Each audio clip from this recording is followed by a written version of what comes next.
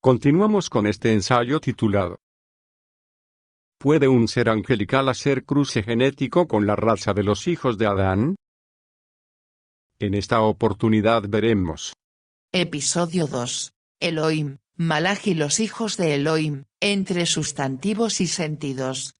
Ya hemos abordado la historia del libro de Enoc, y ella nos deja múltiples dudas, para considerarlo como texto inspirado. También hemos hablado sobre la improbabilidad genética de dos razas diferentes, lo que hace imposible la procreación. Sin embargo, es necesario examinar los pasajes bíblicos que supuestamente lo respaldan, y hacerlo desde su idioma original, el hebreo, para discernir con precisión.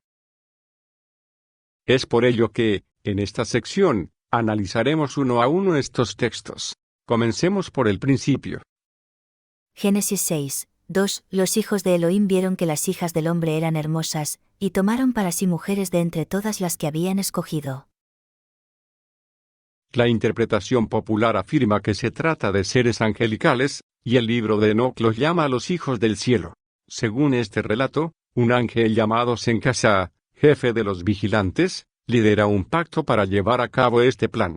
Descienden 200 de ellos, intercambian conocimientos prohibidos y engendran gigantes. Pero como vemos, es el libro de Enoc quien construye todo el drama alrededor de este versículo. La interpretación de Génesis 6, 2 se basa exclusivamente en lo que narra Enoc. No existe otro contexto bíblico que lo respalde. Y ahí radica el error. Interpretar la Torá hebrea desde un texto gnóstico, influenciado por la cosmovisión greco-romana, donde las relaciones entre divinidades y humanos son tan comunes como tomar el sol por la mañana. Siguiente punto. Primera falla: desconocimiento del término hijos de Elohim. El término Elohim, según el diccionario hebreo-arameo, tiene múltiples acepciones. Elohim, plural de H433, dioses en sentido ordinario, Dios supremo, ocasionalmente se aplica a magistrados, y algunas veces como superlativo, ángeles, dioses, diosa, extremo, grande, ídolo, juez, poderoso, rey. Es decir, también puede referirse a jueces, magistrados o reyes, o sea a personas con autoridad legislativa. El contexto determina la función del sustantivo. Veamos un ejemplo. Salmo 82, 1, transliterado. Elohim, Nitzav, Baadatel, Bekereb, Elohim, Ispot. Elohim se levanta en la sinagoga de él, y en medio de Elohim juzga. ¿Cuántos Elohim hay? El primero es el Altísimo, y los demás son hombres con autoridad judicial. Por tanto, la traducción correcta sería: Elohim se levanta en la sinagoga de los jueces, y en medio de los jueces juzga. Esto demuestra que el contexto determina la función del término Elohim. No solo se refiere al Dios Altísimo, sino también los hijos de Adán, con alto rango o función. Siguiente punto. Hijos de Dios, ¿significa seres angelicales o genéticos? Si lo interpretamos literalmente, caemos en una maraña de contradicciones. Podríamos decir, por ejemplo, Los hijos de los jueces vieron que las hijas del hombre eran hermosas.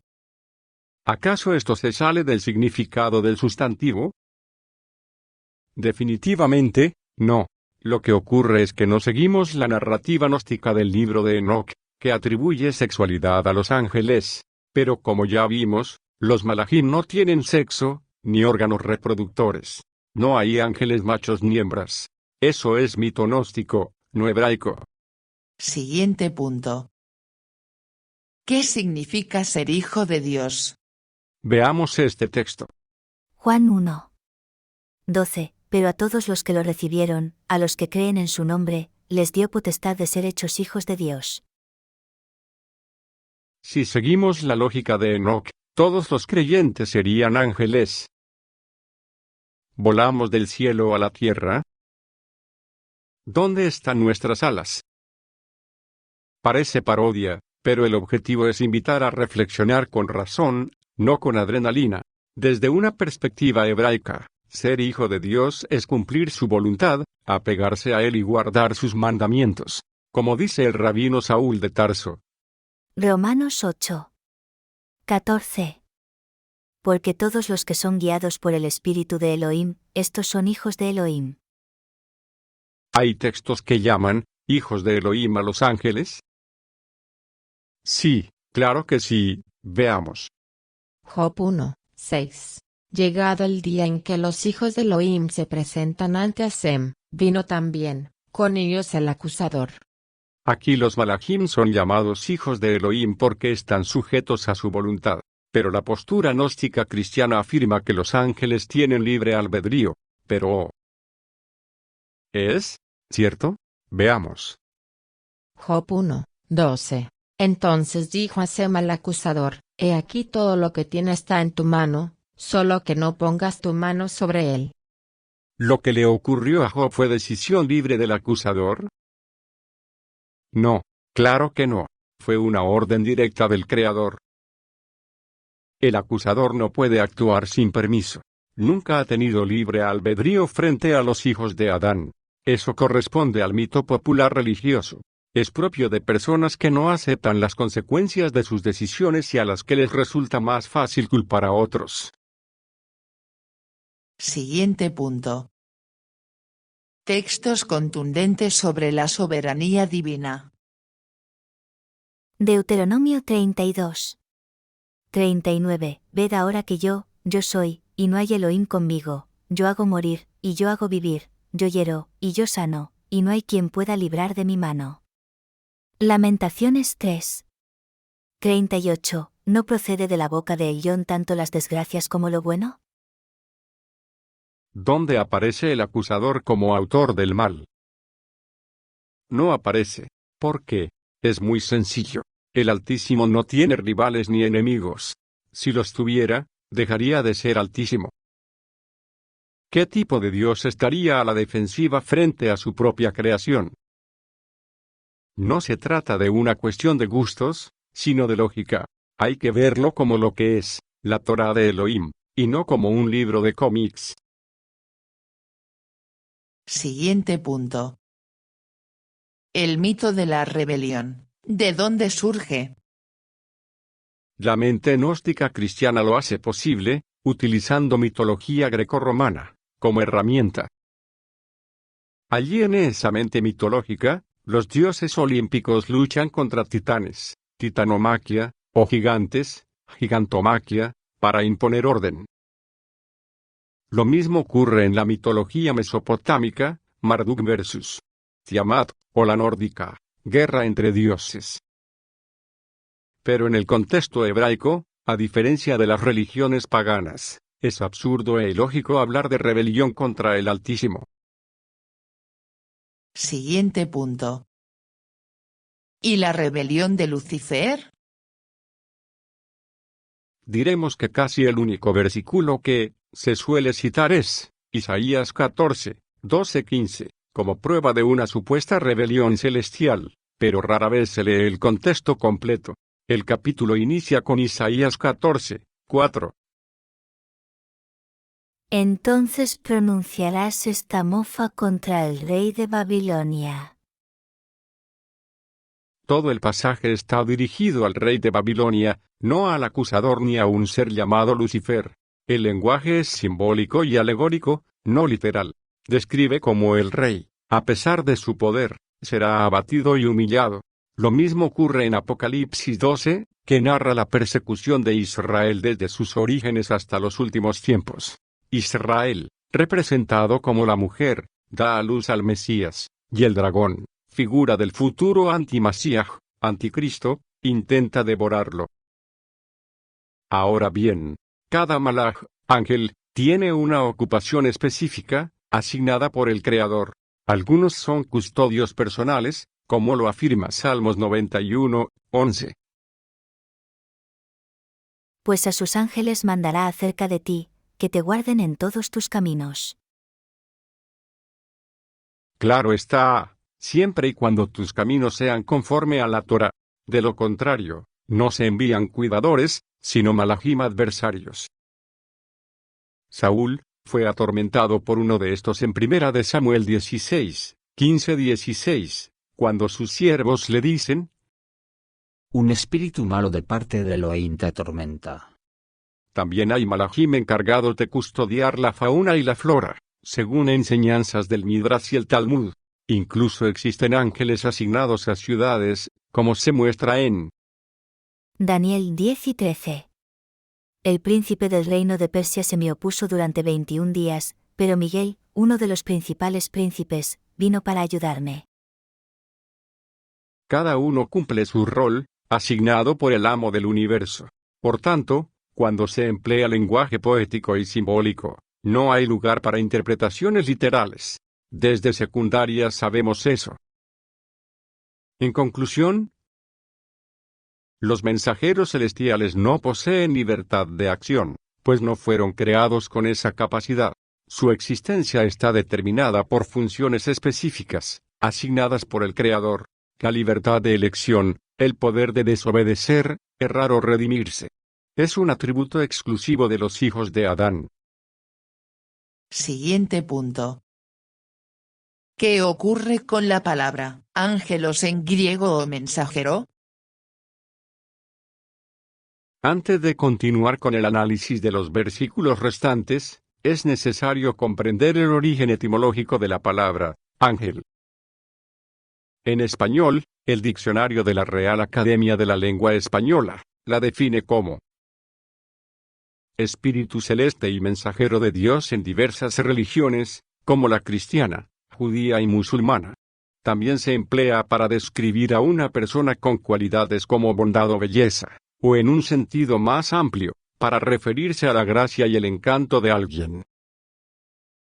Sin embargo, esta definición refleja cómo entendemos la palabra hoy, no como se comprendía en el contexto original de los textos que componen el mal llamado Nuevo Testamento, al que prefiero denominar Mishnah Netzarita. Veamos el diccionario de Strong. G32, ángelos, mensajero, pastor. Y según el Manual Greco-Español de Pedro Ortiz, ángelos puede referirse tanto a un mensajero humano como a uno divino, dependiendo del contexto. Ejemplos: mensajero humano. Mateo 11:10, yo envío mi mensajero delante de tu faz. Mensajero celestial. Mateo 1:20, he aquí un ángel del Señor.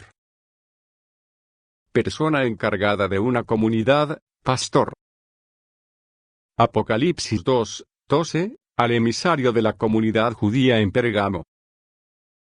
Como vemos, en cada uno de estos casos la palabra ángelos adquiere su significado según el contexto. Por tanto, antes de decidir si se trata de un mensajero humano o celestial, es imprescindible verificar el uso original en su idioma y cultura. Solo así evitamos que la fantasía tome el control de la interpretación. Siguiente punto. Analizando los textos de la Mishnah Netzarita que supuestamente sustentan el libro de Enoch. Comencemos con 1 de Corintios 6:3. ¿O no saben que juzgaremos a los ángeles? Cuanto más las cosas de esta vida. Para entender este versículo, como siempre, debemos acudir al contexto, porque el rabino Rab Saúl, introduce esta reflexión. En realidad, está amonestando a la comunidad por llevar sus disputas internas ante autoridades externas. El planteamiento es claro. ¿Cómo es posible que, teniendo un conflicto entre miembros de la comunidad, lo lleven ante jueces ajenos, en lugar de resolverlo dentro de la misma comunidad? Sobre ese contexto se construye el argumento. Rab Saúl no está hablando de emisarios celestiales, sino de humanos. Lo confirma el versículo anterior. ¿O no saben que los piadosos han de juzgar al mundo? 1 de Corintios 6:2. No dice a los cielos, ni a los ángeles celestiales. ¿Por qué? Porque es lógico, como juzgar a seres de otra dimensión, con fisiología distinta. ¿Bajo qué patrón o criterio? Sería como si un elefante juzgara a una hormiga por no levantar el mismo peso. El juicio debe ser equitativo, sin ventajas ni desventajas. Eso es justicia. Por tanto, el juicio será sobre personas que, teniendo las mismas condiciones en conocimiento, herramientas, misión, decidieron actuar en contra de lo encomendado. Por eso Rab Saúl insiste. Tu comportamiento justo y piadoso te dará autoridad para juzgar a quien, teniendo tu misma oportunidad, eligió lo contrario. Entre ellos, los mensajeros de Elohim mencionados en Génesis 6, 2, que no pueden ser ángeles celestiales, pues no poseen órganos reproductores como los hijos de Adán. Siguiente texto, segunda de Pedro 2, 4. Porque si Elohim no perdonó a los ángeles que pecaron, sino que arrojándolos al infierno los entregó encadenados en la oscuridad, para ser reservados al juicio. De nuevo, se habla de mensajeros terrenales, personas investidas con autoridad divina que renunciaron a ella y se entregaron al mundo. El ejemplo sigue siendo Génesis 6, 2. Aquí es vital recordar que la Mishnah Netzarita, mal llamado Nuevo Testamento, no fue escrita en griego. Los copistas posteriores la tradujeron. Kefas, Pedro, no era griego, sino judío, y su lengua natal era hebreo-arameo. Por eso si encontramos palabras como G5020, tártaro, del griego tártaros, el abismo más profundo del Hades, traducido como infierno, es improbable que Kefas haya usado esta palabra mitológica griega en su carta. Sería una irreverencia a su cultura hebrea. Lo más acertado sería 7585, Seol, lugar de sepultura al morir. Ya hemos hablado de esto en el tema Gehinnom o infierno según la Torá. En resumen, el texto solo indica que murieron sin perdón ni arrepentimiento. Si queremos verlo de forma fantástica, amarillista o mística, podemos apelar al libro de Enoc. Pero yo prefiero la lógica y lo tangible. Último texto, Judas 1, 6. Y a los ángeles que no guardaron su estado original, sino que abandonaron su propia morada, los ha mantenido bajo oscuridad, en prisiones eternas hasta el juicio del gran día. Ya con lo explicado, no haría falta incluirlo, pero se usa con frecuencia para validar el libro de Enoc. Aquí insisto, las traducciones del hebreo al griego, luego al latín y finalmente al español, han distorsionado el sentido original, sin contar las interpolaciones de copistas que se tomaron libertades. Por eso, propongo una traducción más fiel al contexto hebreo. Y a los mensajeros que no guardaron los límites que les fueron impuestos, sino que abandonaron su propia morada, los ha mantenido bajo oscuridad, en prisiones eternas, para el gran día del juicio, como las ciudades de Sodoma y Gomorra. ¿Ven cómo cambia el significado? No es lo mismo decir su estado original, posible alusión genética, que los límites que les fueron impuestos, que remite a normas, estatutos, leyes. ¿Y en qué me apoyo? En el texto griego, la palabra usada para estado original es G746, arjé, iniciación, jefe, dignidad, dominio, gobernante, magistrado, poder, principado. Habla de personas con autoridad, con leyes preestablecidas que violaron con premeditación y altanería. Por eso no hubo perdón. Su conducta se compara con la de Sodoma y Gomorra, comparaciones equitativas, bajo las mismas condiciones. Por ello, no hay comparación entre seres angelicales y los hijos de Adán. Son dos razas distintas. Uno no puede juzgar al otro. Solo los hijos de Adán juzgarán a los de su especie. Lo demás queda en manos del amo del universo. Conclusión. Este ensayo ha expuesto las bases para afirmar que el libro de Enoc proviene de una fuente gnóstica, elaborada por cristianos gentiles después de la destrucción del templo en Jerusalén por las tropas romanas. Queda en usted decidir si lo ve como lo que es, una obra que da rienda suelta a la imaginación, como lo ha hecho la religión que lo representa hasta hoy. Hasta aquí, con este ensayo. Salom a todos. Ros. Elisa Noda, miembro de la comunidad Netzarita Miami.